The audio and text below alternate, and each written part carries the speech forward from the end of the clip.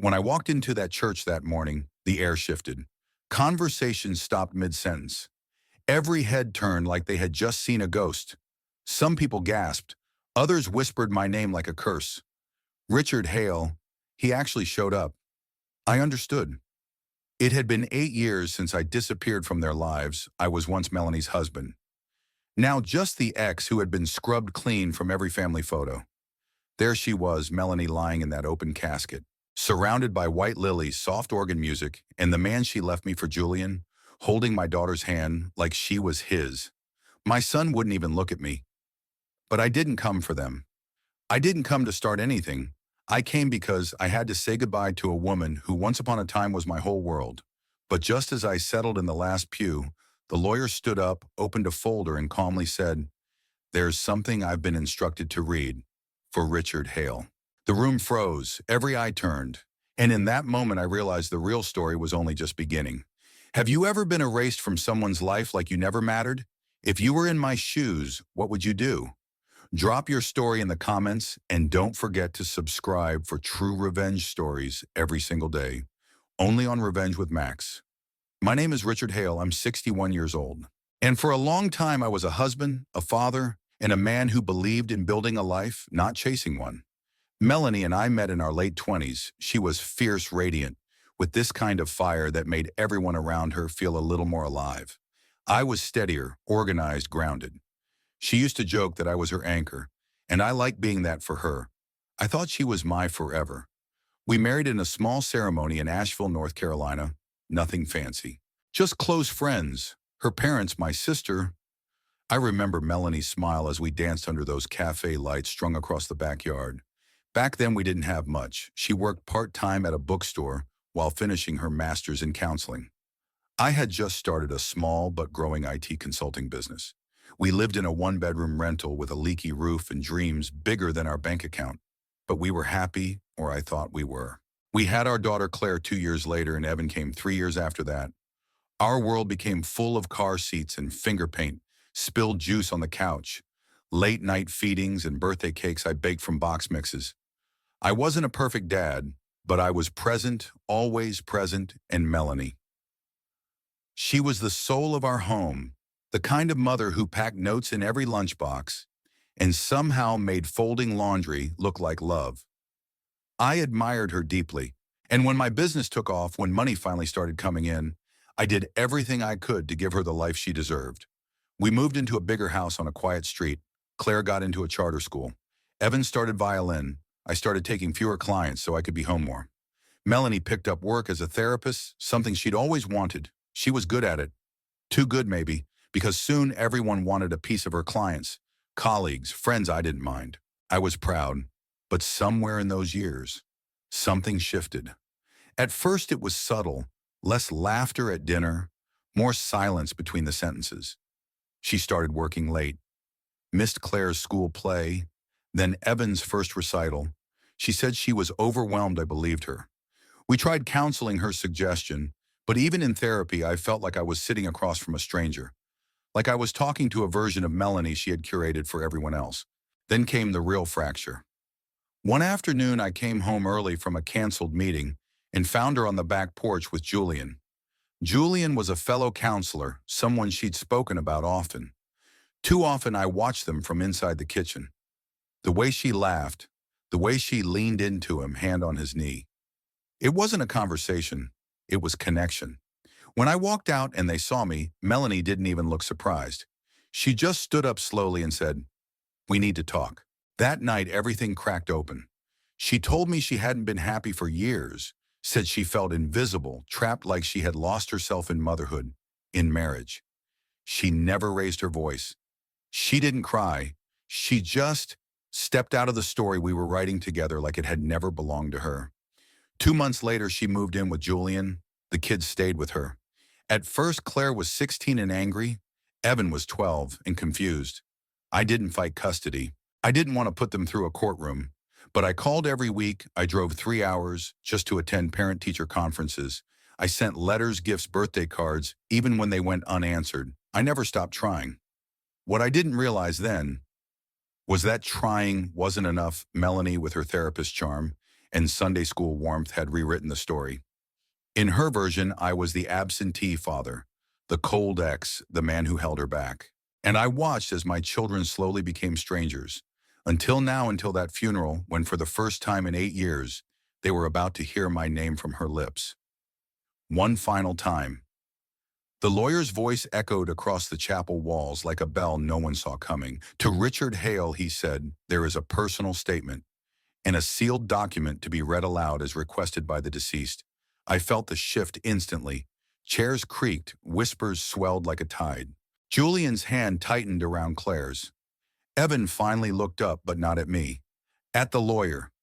Even in death, Melanie had the power to freeze a room. I didn't flinch. Didn't move. I had spent 8 years building walls just to survive. Whatever this was, I could take it. The lawyer continued reading from a sheet of thick cream-colored paper. If Richard is in attendance, it means he came despite everything. Despite what I said, despite how I left, and that deserves truth. He paused. I saw Tina, Melanie's best friend, shift uncomfortably in the front pew. Melanie's voice was in those words, measured, plain-spoken. A tone I hadn't heard in years. I made mistakes. The letter read big ones, but the one I regret most is how I told the story of our marriage after it ended. I needed people to like me. I needed to justify what I did. And so I let silence do the work. I let people assume things about Richard. And I didn't correct them. Gasps. Even from Claire, I wasn't always fair.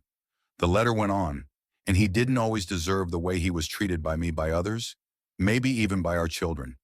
So if you're hearing this, I hope you'll listen, because what comes next, it belongs to Richard. The lawyer closed the note. No further explanation. No apology. Just a handing off of truth like a torch. I sat motionless. Every part of me wanted to stand, to say something, to look Claire in the eye, and ask her if she remembered who I was, who I really was, but I didn't, because this wasn't my moment to take. It was hers to give. The rest of the service moved on without incident. Polite speeches, a slideshow of Melanie's life. Julian even stood up and gave a eulogy. He spoke of her courage, her kindness, her second chance at love. He said nothing about the first 20 years. Nothing about me. But I wasn't surprised when the music faded and the service ended. I waited until the room had mostly cleared. I walked slowly to the casket. She looked peaceful. Too peaceful, considering the storm she left behind. I placed a small white flower near her hand. Not a rose, a camellia. The same flower she once told me reminded her of her mother. And then I whispered something I had carried for too long. I forgive you. Not because she asked me to. Not because she deserved it. But because I couldn't carry the weight anymore. As I turned to leave, I heard footsteps behind me. Dad. The voice froze me in place. Claire. I turned slowly. She looked like her mother, same eyes, same shoulders, pulled back like armor. You came, she said, voice barely above a whisper. I nodded. I did. A pause. Then why now? My answer came out steady, because it was time. She looked like she wanted to say something else. Maybe everything, maybe nothing. Instead, she just nodded, stepped aside, and let me pass. Outside, the air was crisp, the sun had broken through gray clouds, and for the first time in a long time, I didn't feel like a ghost. But I also knew this wasn't over. Not yet, because what no one knew then was that Melanie's will contained more than just an apology. It contained instructions, legal instructions, that would drag her perfect image through a truth she had never dared say aloud, and placed me, Richard Hale, back at the center of a story I had never finished telling. It happened 6 weeks after the funeral. A manila envelope arrived at my apartment. No return address, just my name written in bold impersonal print. I opened it without thinking. Inside was a formal letter from Greer and Associates, the same law firm that had handled Melanie's estate. It began like any legal notice, polite, dry. But halfway down the page, the words turned sharp. This letter confirms that you, Richard Hale, have been named as the sole beneficiary of the secondary trust titled RMH Legacy Fund. I blinked, a trust I didn't even know Melanie had anything left by the end. She had told our children I left her with nothing, said I checked out of the marriage, said I ran off with a colleague, which wasn't true. I stayed through her illness, through the depression. Through every cold silence and every slammed door, I stayed until the day she asked me to leave. But this trust, this strange hidden thing, it was dated 2 years before her death, and its stated purpose, to restore what I once took, to honor a man I buried long before he was gone. Those words, they hit harder than any of the lies, because I knew exactly what she meant. Melanie didn't just divorce me, she erased me from our children's memories, from our friend circles, from every photograph in the Charleston house. Even the dog still living with Claire. He didn't recognize me when I visited the vet clinic for a checkup last year. I had been edited out of the narrative like a typo, and I had let her, because I thought for years that maybe I had failed, that maybe I was the one who didn't love hard enough, or provide well enough, or speak gently enough. But that trust was a confession. I was never the villain. She just needed one. The final line of the letter said this: Mr. Hale, you have the legal right to claim the property at 201 Oak Ridge Lane, all attached assets, and the accompanying sealed letter intended for you alone. I sat back. 201 Oak Ridge Lane, our old house. The one where Claire took her first steps, where Melanie used to burn cinnamon candles in every room, where I strung lights across the porch every Christmas, even when no one came to visit. She left it to me, not to Claire, not to Evan. To me, and suddenly the walls of my apartment felt too thin to contain everything I was feeling. I wasn't sure if it was anger or grief or something worse. The quiet ache of a man who realizes he spent a decade apologizing for a crime he didn't commit. I drove to the house that same afternoon. The lawn was overgrown, the mailbox hung crooked, the shutters had chipped at the corners like old teeth, but the door opened without resistance. And inside, it was like stepping into a museum curated by absence. The walls were empty where portraits once hung. The couch cushions were flattened in the exact way Melanie hated. And in the back hallway closet, I found it.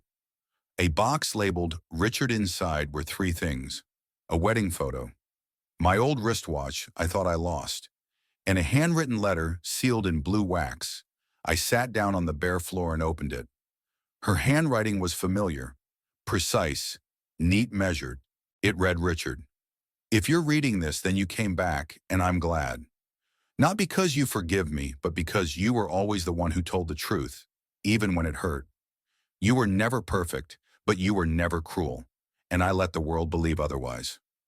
She went on to say things I had waited years to hear, that the affair had been hers, that the children only sided with her because she let them, that she couldn't live with the guilt, so she repainted history to make herself the one left behind. I told them, you stopped loving me, she wrote, but the truth is I stopped seeing you. I stayed in that house for 2 hours. Didn't speak, didn't cry, just sat there in the space where I once built a life, and realized I had been mourning someone who'd already mourned me long before the divorce. I walked out of that house changed, because once you read the truth in someone's own handwriting, a truth denied for years, you can't go back. Not to the guilt, not to the silence, not to the lie. That day was my point of no return. I wasn't going to be the erased man anymore. I wasn't just the ex-husband at the funeral, I was Richard Hale, and this time I was taking my name back. I didn't want revenge, not in the way most people imagine it, rage, confrontation, courtrooms, or shouting matches. I didn't need Melanie's friends to apologize. I didn't want my children to beg for forgiveness, and I sure as hell wasn't going to dig up the past just to win some twisted argument. No, I didn't want chaos. I wanted clarity. I wanted myself back, and I had just enough left, a name and a trust, a letter of truth, and a house full of echoes to start over on my own terms. The next morning I called Dean Holloway. He was the estate attorney who'd handled my brother's assets years ago. I remembered him as fair, discreet, and too old to be impressed by drama. He picked up after 2 rings. Richard Hale, he said, like, it was a memory being dusted off. I wondered when I'd hear from you. I told him everything. The sealed trust, the house, the letter, how my kids had ghosted me since the funeral, how Melanie's friends treated me like a stain on her memory. He didn't react, just listened, patient, sharp. The way you hope your lawyer will be when your story sounds too tragic to be strategic, I'll take care of it, he said. But if you want your voice back, Richard, you're going to have to use it. So I did. The first step wasn't legal, it was personal. I sat down that night and wrote a letter to Claire and Evan. Not an attack, not a guilt trip. Just the truth I wrote. You only knew the version of me your mother needed you to see. But I was there at every recital, at every college tour, every doctor's visit when she didn't want to go. You don't have to love me, but you deserve the full story before you judge me. Start with her letter, then come see me if you want. I included a copy of Melanie's confession word for word in her handwriting. I made 2 copies, sent them separately. No return address, no begging. Just the door open. Then I turned to the house. 211. Oak Ridge wasn't just a house anymore. It was a line in the sand. So I made it mine physically and emotionally. I replaced every curtain Melanie had picked, painted over the faded gray walls she insisted on in our last years. Not angrily, just intentionally, I planted rosemary in the front yard because it thrives where things are forgotten. And because I liked how it smelled on my hands, I took down every photo she left and replaced them with my own. Pictures of me and my brother on a fishing trip in Oregon. A candid shot of me laughing with a cup of coffee. A sketch Claire once drew of our family back when she still saw me as dad. And in the dining room, I hung one blank canvas. A reminder that not every story needs to be finished in one sitting. Dean moved fast. Within 2 weeks, the trust was formally recognized under my name. The media fund Melanie had attached to it, a small scholarship for journalism students, was now co-named the Hale Markham Award for Integrity and Storytelling. I didn't ask for that addition. Dean made it happen. Said it was time someone acknowledged the one man who never rewrote the truth. And then one morning, the first email came. Subject line, "Hi, Dad," from Claire. She didn't say much, just I read the letter. I cried. I'm sorry it took this long. Can we talk? I replied within 5 minutes. Whenever you're ready. 2 days later, she showed up at the house. She stood in the doorway for a while. Didn't step in, just looked around. It's different, she said. So am I answered. She nodded and then she hugged me. Not out of pity, not because she was supposed to, because she wanted to. Evan took longer. He wrote a longer message full of doubt and confusion, but he signed off with something that made my throat close up. I don't know what's real anymore, but I want to understand. That's all I ever needed. Not forgiveness. Just a fair fight. And then came the phone call. I didn't expect Tina, Melanie's best friend, the one who once told me I always knew she deserved better. She called to ask if we could meet. I think I owe you some clarity, she said. But I already had clarity and I didn't need it from her. So I said calmly, you don't owe me anything, but if you want to apologize, you can send it by mail. Then I hung up, no anger, just boundaries.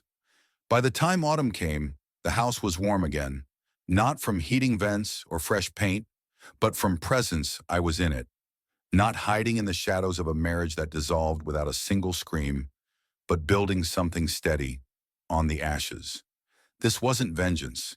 It was repair. It was ownership. It was silence turned into structure, and every brick I laid was proof. You don't need to fight to win. You just need to stop running from who you are. The final reading of Melanie's will was scheduled for a Wednesday afternoon. Nothing poetic about it, just another ordinary day dressed in gray clouds and legalese. I showed up 10 minutes early. Not because I needed to, but because for once I wanted to be the one who was already there when they walked in. The law office was smaller than I remembered. Hard carpet, beige walls, a faint hum of a printer somewhere in the back. I took a seat in the conference room, a long oak table, stiff chairs, a glass water pitcher with lemon slices no one ever touched. Across from me sat Claire. She gave me a tight, cautious smile. It wasn't warmth yet, but it wasn't cold. It was human.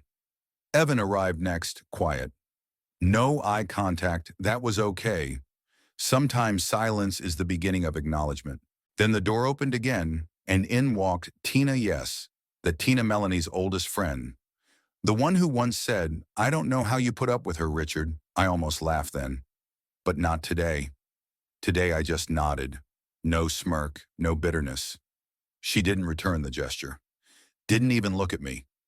She just sat down stiffly as if bracing for a storm. The executor, a man named Marshall Klein, entered last folders in hand. Thin glasses, neutral tone. He began with the formalities. Melanie Hale, decedent, executed her final will 6 months prior to her passing. I tuned most of it out until I heard my name to Richard Hale, and the room shifted. The primary residence at 211. Oak Ridge deeded free and clear. Tina blinked, Claire inhaled sharply. Evan's mouth opened slightly, then closed. To Mr. Hale, Melanie also leaves a separate sealed letter to be read aloud. I tensed. This part I didn't know about. Marshall unfolded a cream-colored sheet and read to Richard. If you're hearing this, it means I wasn't brave enough to say it while you were still in front of me. I made you small in the final years because it was easier than admitting I was drowning. You were always steady, and I was tired of being ordinary. So I built a version of myself that excluded you and punished you for not being the fantasy I sold to everyone else. I told our children stories that made me feel blameless, and I'm not. If they're hearing this, I want them to know. Your father didn't abandon us. I made the marriage impossible. He stayed long after I stopped being kind. He didn't fight because he didn't want you to choose sides. The room was silent, the kind of silence you only hear in moments of reckoning. Marshall folded the letter slowly, deliberately. I didn't move. I couldn't. For years, I had rehearsed this moment in my head, some final confession, some admission that I hadn't been crazy, hadn't been cruel. But now that it was real, it felt less like victory and more like oxygen. Claire spoke first, her voice small. I didn't know. I turned to her. I didn't expect you to. She blinked hard. Why didn't you tell us? Because I loved you more than I hated being misunderstood. Evan stood, walked to the window, said nothing. But I saw the way his shoulders curled inward, how his jaw tensed. He was feeling it. The guilt, the confusion, the tectonic shift. I let it come. This wasn't about punishment. It was about gravity, about truth, finally settling in its rightful place. Tina stood next. Her chair scraped loudly against the floor. She looked at me finally, and I swear I saw something behind those eyes that I hadn't seen in years.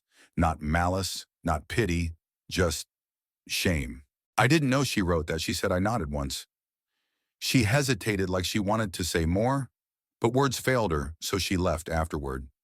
I walked the long hallway out of the law office alone. I didn't rush, didn't check my phone, didn't look back. That moment wasn't meant to be savored. It was meant to be finished. Claire called the next morning. I want to come by just to talk. And she did. She sat at the same kitchen island where I'd once taught her how to braid garlic knots. We didn't talk about the will. We didn't talk about Melanie. We just talked about her job, her new apartment, a man she might be dating. I listened, and for the first time in years, she let me. Evan came by 2 weeks later. He didn't say much, but he helped me replace a broken hinge on the porch door. We worked in silence, and when he left, he placed his hand on my shoulder. Dad, I'm sorry. That was it. That was enough. As for the rest, the whispers stopped. Not because people forgot, but because there was nothing left to whisper about. The man they once pitied, he stood taller now, not bitter, not vindictive, just seen fully. Finally, this wasn't the end of a war. It was the end of pretending I had ever started one. Sometimes the loudest victory is the one you never have to explain. The house feels different now. Same walls, same garden. But the silence, it doesn't ache anymore. It breathes.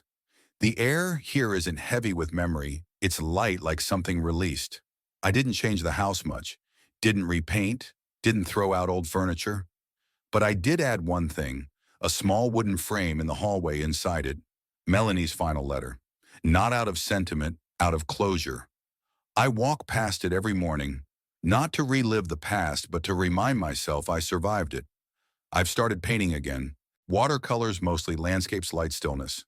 My hands aren't as steady as they used to be, but that's okay. Imperfection has become its own kind of truth. Claire visits once a week now. She brings coffee, not questions.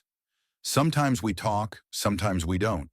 But she sees me not as a footnote in her mother's story, but as her father, a man who stayed too long for the right reasons and left quietly when he was erased. Evan still carries his silence like armor. But it's softer now, not distance, just time. Healing doesn't look the same on everyone. I've stopped needing it to. There's a bench at the back of the yard, old wood-faded paint. I sit there some evenings watching the sun settle behind the trees. It's where Melanie once planted hydrangeas. Most of them didn't survive, but one stubborn bloom pushes through every spring. I don't water it, don't tend to it, but it returns. That's enough. I don't tell this story to stir pity. I tell it because someone somewhere needs to hear this truth. You can walk through fire and not come out bitter. You can be wronged, forgotten, dismissed, and still choose peace over revenge. I was Richard Hale, the man people whispered about. Now I'm just Richard, a father, a builder, a man who remembered who he was after everyone else forgot. So if you're listening and you've been silenced, shamed, or slowly erased, hear me clearly. You are not what they said about you. You are not the story they told in your absence. You are still here. And that's more than enough. What did you think of Richard's story if you were in his shoes? Would you have walked into that funeral? Would you have stayed silent or spoken your truth? Let me know where you're watching from in the comments. If you believe Richard chose the right kind of justice, vote number 2. If you think silence wasn't enough, vote number 7. Your story matters too. Share it below. Someone out there needs to hear it. Don't forget to subscribe to Revenge with Max for more powerful true revenge stories every single day.